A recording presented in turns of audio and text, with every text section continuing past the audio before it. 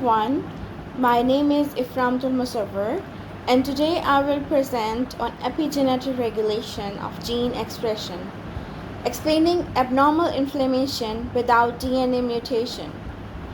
This presentation explains how a person can have excessive inflammation even when there are no changes or mutations in their DNA. This topic is important because it shows that our genes are not the only factor controlling our health. The way our genes are regulated only plays a major role in determining which proteins are produced and in what amounts.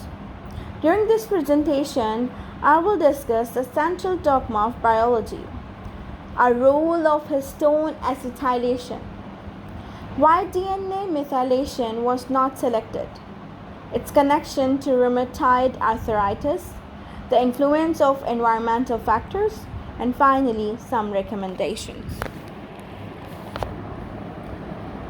The central dogma of biology explains that genetic information flows from DNA to RNA and finally to proteins. DNA contains the instructions needed to make proteins, which carry out almost every function in our bodies. First, DNA is copied into messenger RNA through a process called transcription. Next, the messenger RNA is translated into proteins during translation. These proteins are responsible for growth, repair, immune responses, and many other essential functions. However, gene expressions depends on more than just the DNA sequence. DNA is wrapped around histone proteins forming a structure known as chromatin. When chromatin is tightly packed, the genes are difficult for cells to access. So little or no protein is produced. When chromatin is open or relaxed, the genes become accessible, allowing more transcription and greater protein production. This regulation ensures that only the necessary genes are active at the right time and in the correct cells. The epigenetic mechanism I selected is histone acetylation. Histone acetyltransferase is also called HATS. Attach acetyl groups to histone proteins. This weakens the attraction between DNA and histone, making the chromatin structure more open. Because the chromatin becomes open, DNA polymerase and other transcription factors can bind to DNA more easily. This increases gene transcription and leads to the production of more proteins. In this patient's case, the DNA sequence is completely normal but inflammatory. Proteins are produced in excessive amounts. This strongly suggests that the problem lies in gene regulation rather than the DNA itself.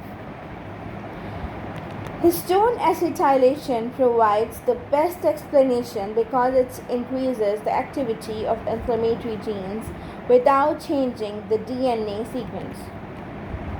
This demonstrates how epigenetic changes can significantly influence health and disease.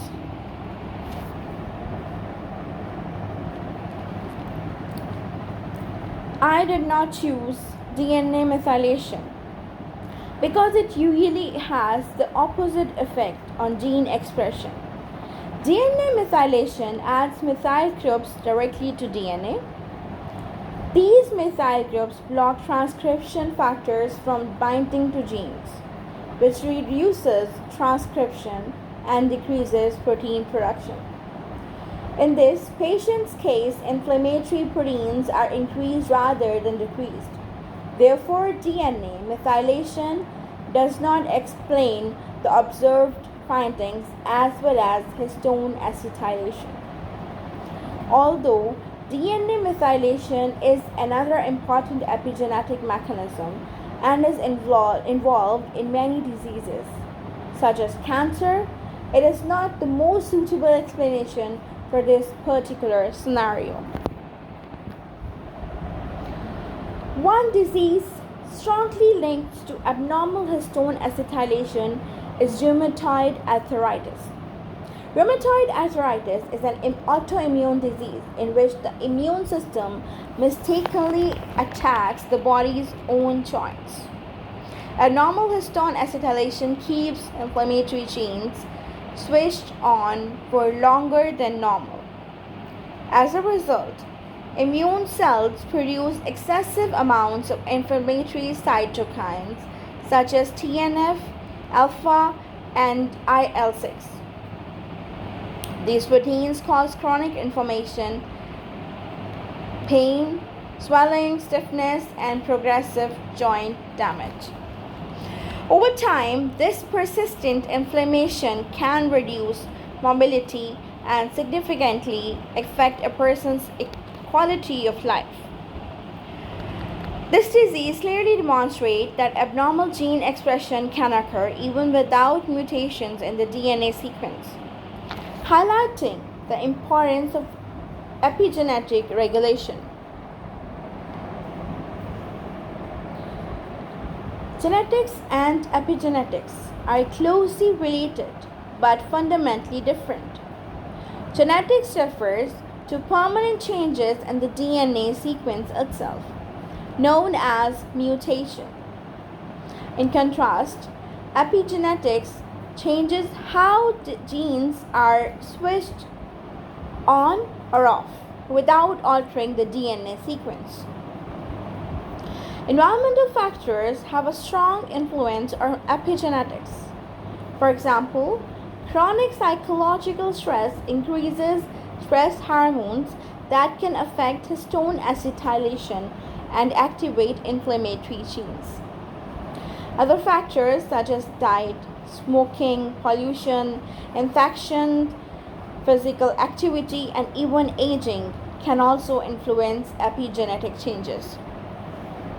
This explains why two people with similar or even identical DNA can have different risks of developing inflammatory diseases depending on their environment and lifestyle choices. To reduce inflammation, healthy lifestyle choices are extremely important. Regular physical activity helps lower inflammation and supports overall health. Eating an anti-inflammatory diet such as fruits, vegetables, whole grains, fish, and healthy fats can also reduce inflammatory responses. Managing stress through relaxation techniques, meditation, or regular exercise along with getting enough sleep further supports healthy gene regulation. From a clinic perspective, doctors should regularly monitor inflammatory markers in patients who are at risk. As the research continues, therapies that specifically target epigenetic regulation may become valuable treatments for controlling abnormal gene expression and reducing chronic inflammation. This case helped me understand that abnormal protein production does not always result from DNA mutation, because before studying epigenetics, I believed that diseases were caused only by changing in genes. Now I understand that modifications such as histone acetylation can alter gene expressions without changing the DNA sequence itself. This has shown me how environmental factors can influence our genes and contribute to disease. Overall, this assignment strengthened my understanding of relationship between genetics, epigenetics, environmental influences, and health. It also highlighted the importance of continuing research in the rapidly growing field. Here are some of the references, and thank you so much for your attention.